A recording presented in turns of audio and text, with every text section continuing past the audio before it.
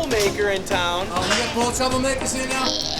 My son Colin, this is his first year at the Face Off camp, and he absolutely had a blast and wanted me to know right away. Every day he's been thanking me, saying, are we going next year? He's just had an incredible time. Face-offs and friends. And doing the parent track, we've had a great group of people. I've learned more than I ever thought I would, and it was just an incredible experience.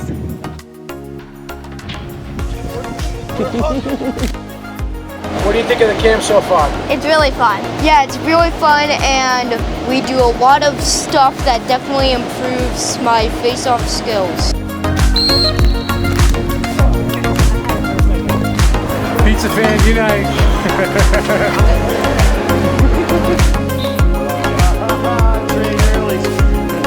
Let's go over here, boys. Make some noise.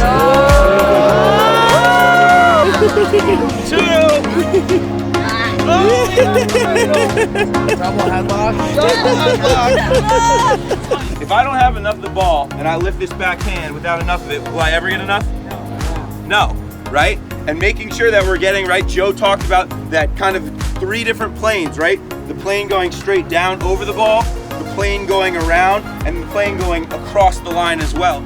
Certainly would recommend Face-Off Factory, but I think you're limiting yourself by saying it's only for people who do face-offs. Of course, it pulls a lot of FOSOs and FOGOs.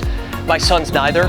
He wants to be multi-purpose, and I think the coaches and the kids and the camaraderie all brings that up, and it's a little more intimate than a normal lacrosse camp.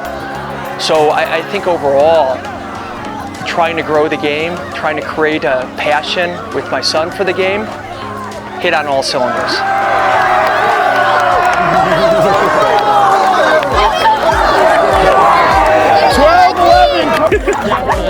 He went.